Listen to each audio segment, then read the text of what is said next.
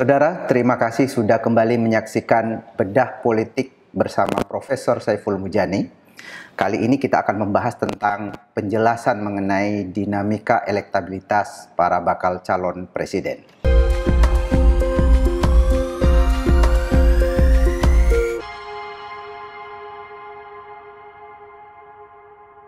Pak Saiful, di dalam berbagai survei kita menemukan bahwa ada 3 nama yang paling kompetitif untuk menjadi calon presiden. Ada Ganjar Pranowo, kemudian Prabowo Subianto, dan Anies Baswedan.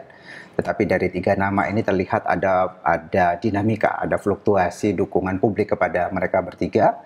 Dalam 2 tahun terakhir misalnya kita menemukan bahwa ada suara yang cukup konsisten ya, kenaikan suara pada Ganjar Pranowo, sementara Prabowo Subianto sedikit mengalami penurunan atau stagnan. Demikian pula dengan Anies Baswedan. Tetapi di dalam beberapa bulan terakhir ada semacam perubahan.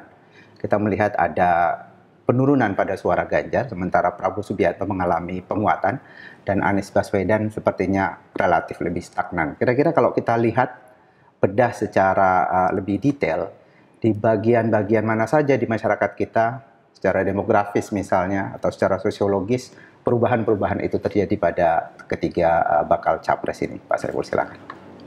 Terima kasih Bung Saidiman. Kalau kita lihat dalam 2 tahun terakhir ya, dan fokus observasi kita kepada 3 calon yang paling kompetitif, kita melihat Mei 2021, Ganjar itu 25,5% ya. Pada bulan April, ya, awal April, survei nasional, ini datanya survei nasional, awal April, jadi 3-11 April, survei yang terakhir, itu Ganjar posisinya pada 33,2. Jadi kalau ditarik dari 2 titik ini, secara keseluruhan Ganjar mengalami kenaikan.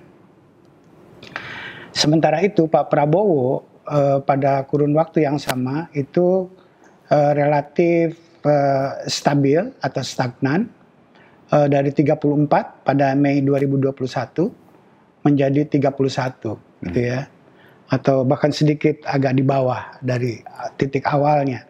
Waktu itu Pak Prabowo memang cukup jauh pada waktu survei kita bulan Mei 2021. Ya. Nah, Anies sebetulnya mengalami sedikit kemajuan dari 23,5 ke 24,2. Tapi tadi seperti Anda katakan, yang menarik adalah dinamika setelah Desember. Ya, jadi sejak Januari sampai bulan April dan sekarang mungkin Mei ya, kita melihat sesuatu yang mencerminkan perubahan pola. Di mana di sini kita melihat terutama pada bulan Maret dan April pada Ganjar, kita melihat, atau pada Desember sebenarnya, kita menemukan pada Ganjar 36,1% dan pada bulan April 33,2%. Pada Anies kita melihat 27 ke 24 ya, mengalami penurunan 3%, pada Ganjar juga mengalami 3%. Sebaliknya pada Prabowo kita melihat kenaikan dari 25% ke 31%. Jadi persis itu kena, baik Anies maupun Ganjar itu kena oleh Prabowo. Jadi Prabowo ini mengalami kemajuan dengan mengambil suara dari Ganjar maupun dari Anies. Ditotalkan kurang lebih sama ya, 6% itu. Naiknya 6%, pada Ganjar turun 3%, pada Anies 3%. 3% juga. Okay. Ya, nah, menarik. Jadi sebagaimana kita ketahui, ada peristiwa apa pada waktu itu ya. Kalau kita perhatikan, saya kira sosialisasi Pak Prabowo sejak Desember ya, sejak mulai Januari lah sampai sekarang itu intensitasnya cukup tinggi gitu ya. Kita perhatikan di situ, dan misalnya ekspos ke medianya juga cukup kuat ya, Pak Prabowo ini. Nah, ini yang di satu sisi ya. Di sisi yang lain adalah kita ada peristiwa khusus pada untuk Ganjar Ganjar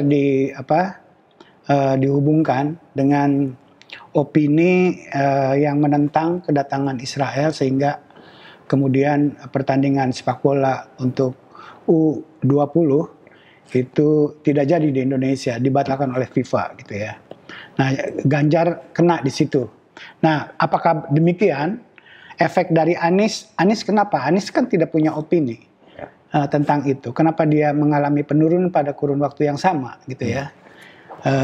Ganjar ditafsirkan, dan memang Ganjar punya opini tentang Piala Dunia U20 itu di Indonesia. Sementara Anies setidak-tidaknya tidak terekam di media opininya seperti apa soal ini.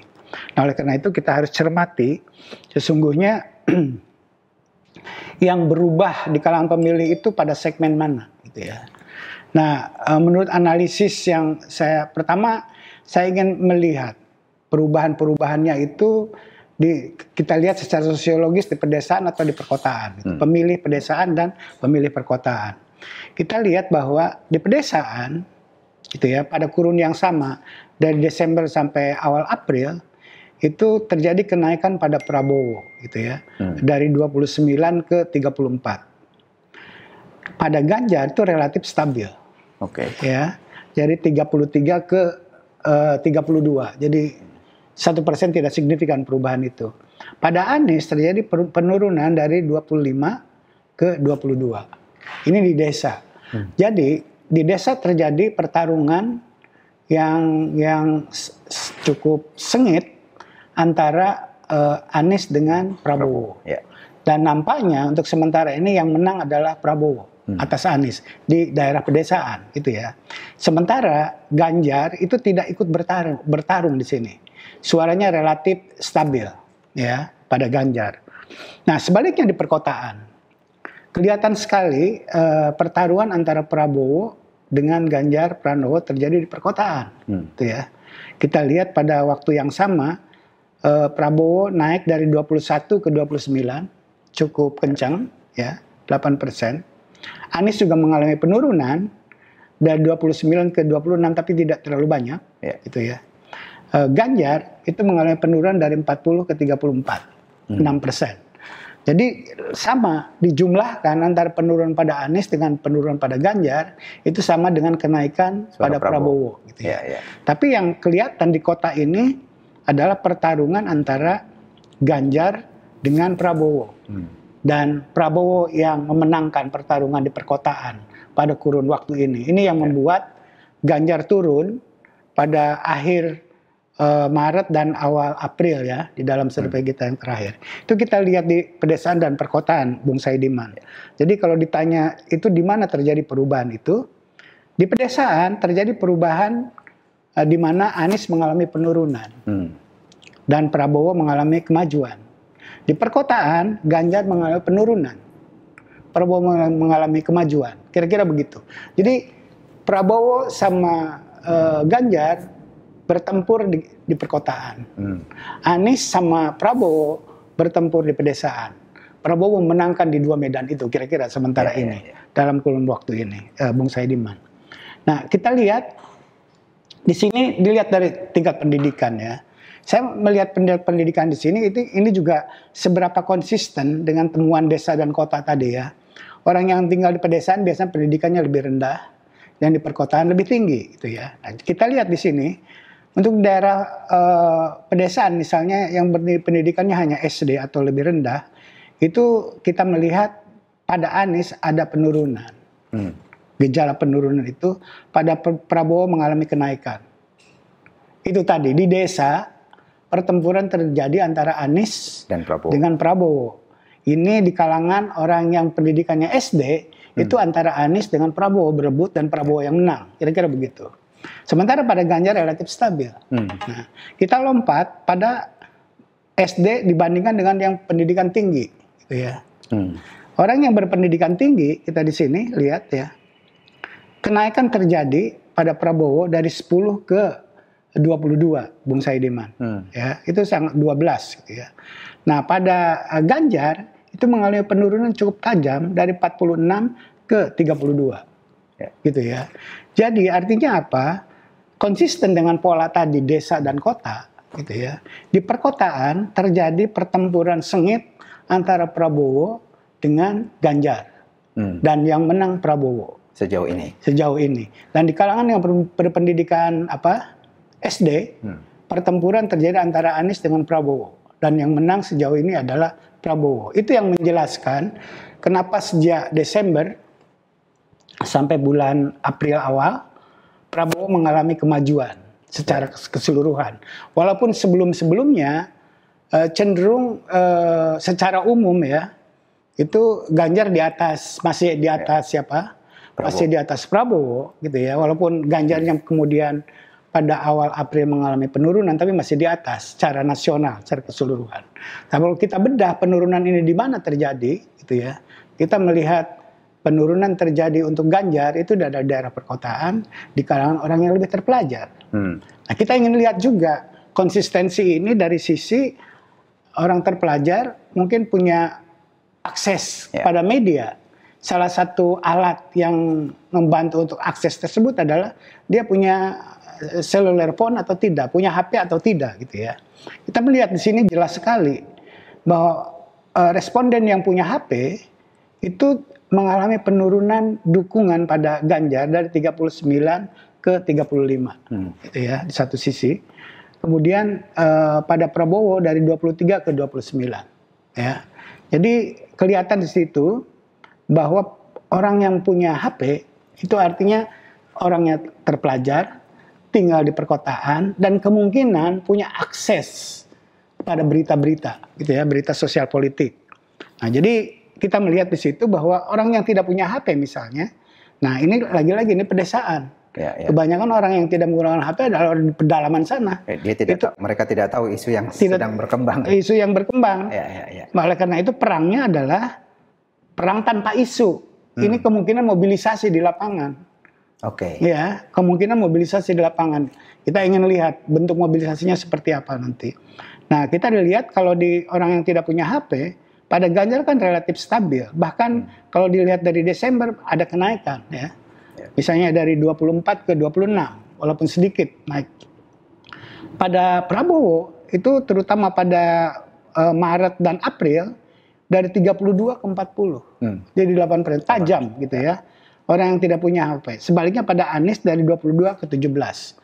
Itu artinya apa? Artinya pada Ganjar yang tidak punya HP itu tidak punya masalah dengan Ganjar. Karena apa?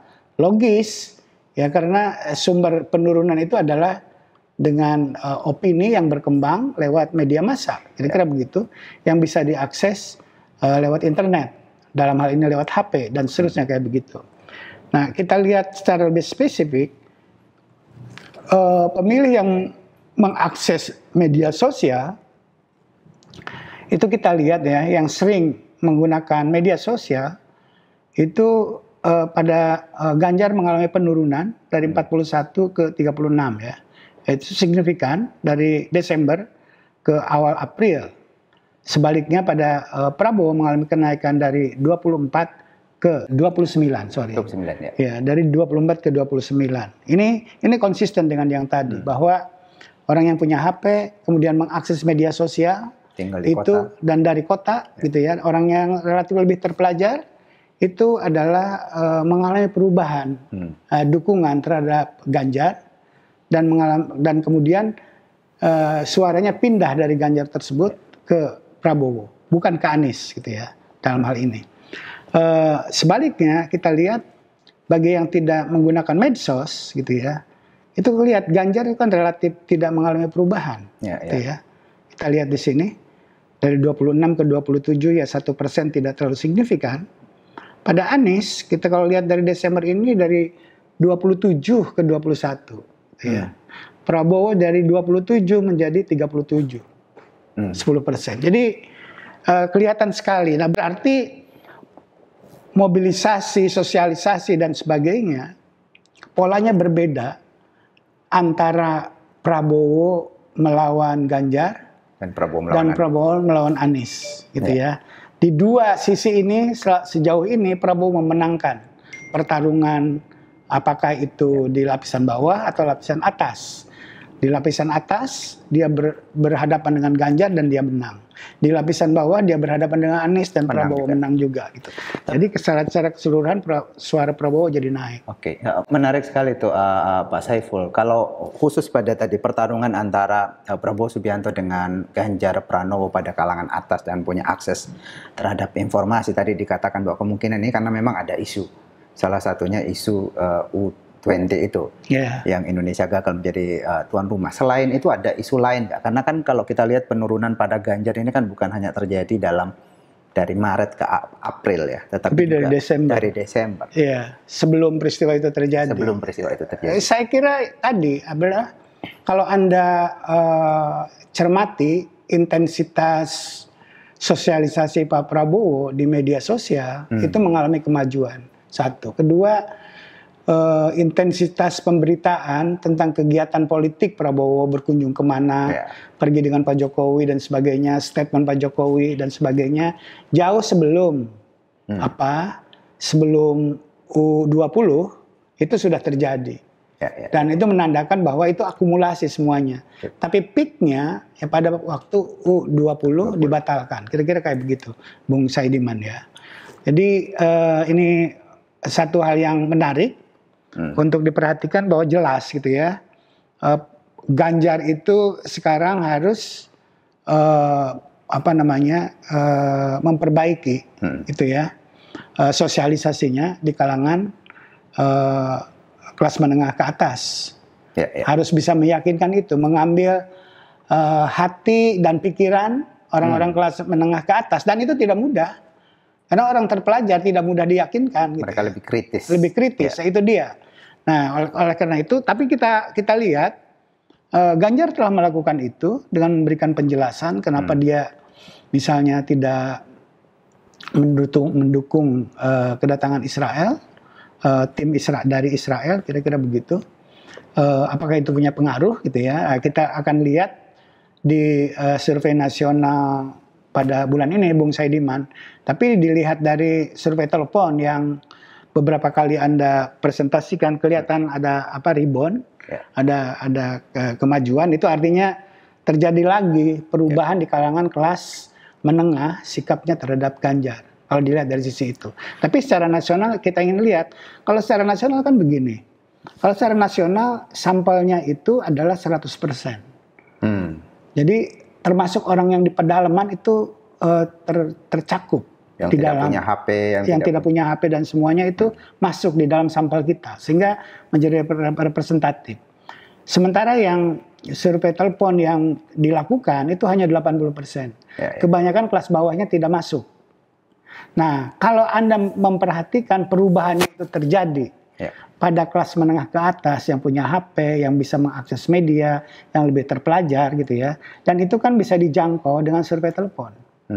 Kalau di survei telepon Anda menemukan ada rebound pada Ganjar, maka dugaan saya ya ketika digabungkan dengan sampel 100%, itu kembali setidaknya Ganjar sudah normal. Kembali kepada posisi sebelum terjadi peristiwa sosialisasi Pak Jokowi dengan Prabowo, sebelum peristiwa U20. Kira-kira kayak begitu. Dugaan saya kira-kira kayak begitu, Bung Saidiman. Kita lihat di survei nasional pada bulan Mei yang akan kita temukan sekitar 2 minggu dari sekarang. Oke, karena tadi ya pelemahan suara Ganjar beberapa bulan terakhir ini pada mereka yang punya akses terhadap media, akses terhadap informasi lah secara umum. Mereka tinggal di perkotaan. Lain dengan Anies polanya. Anies mengalami pelemahan di daerah yang lapisan menengah ke bawah. Kita akan bahas itu di kesempatan lain. Siap Pak Saiful. Jadi intinya adalah kalau Bapak Ibu bertanya kenapa ada perubahan suara di dalam beberapa bulan terakhir, ada peningkatan suara pada Prabowo Subianto sementara Ganjar Pranowo sedikit mengalami pelemahan. Demikian pula dengan Anies Baswedan. Jadi dijelaskan ya di dalam temuan tadi yang disampaikan oleh Pak Saiful Mujani, di daerah perkotaan memang ada pelemahan suara Ganjar Pranowo, sementara Prabowo Subianto mengalami penguatan. Demikian pula di pedesaan, tetapi kali ini yang melemah adalah Anies Baswedan. Prabowo naik dan Ganjar stagnan. Kalau kita lihat di dalam indikator yang lain dari sisi pendidikan juga demikian. Pada kelompok pendidikan yang lebih bawah, Prabowo juga mengalami kenaikan, Anies mengalami penurunan, Ganjar stagnan. Yang lebih tinggi, Prabowo naik, Ganjar turun, dan Anies relatif stabil. Kemudian pada akses informasi dengan indikator kepemilikan HP, itu juga ditemukan hal yang konsisten. Pada mereka yang punya HP, Prabowo mengalami penguatan, Ganjar Pranowo mengalami penurunan, sementara Anies Baswedan relatif stabil. Pada yang tidak punya HP, yang mengalami penurunan adalah Anies Baswedan, sementara Prabowo tetap naik. Demikian pula pada penggunaan media sosial, lagi-lagi Prabowo Subianto mengalami penguatan pada mereka yang menggunakan media sosial, Ganjar Pranowo melemah, kemudian Anies Baswedan relatif stabil, tetapi pada yang tidak menggunakan medsos, Ganjar Pranowo stabil, Prabowo Subianto naik, dan Anies Baswedan mengalami penurunan. Jadi semua indikator ini cukup terkonfirmasi ya bahwa ada pertarungan antara Ganjar Pranowo melawan Prabowo Subianto pada masyarakat yang memiliki akses informasi dan tinggal di perkotaan, juga lebih berpendidikan tinggi, sementara pertarungan antara Anies Baswedan dengan Prabowo Subianto itu terjadi di level masyarakat yang lebih bawah. Saya kira demikian kesimpulan kita pada bedah politik kali ini. Kita akan ketemu kembali dalam bedah politik selanjutnya.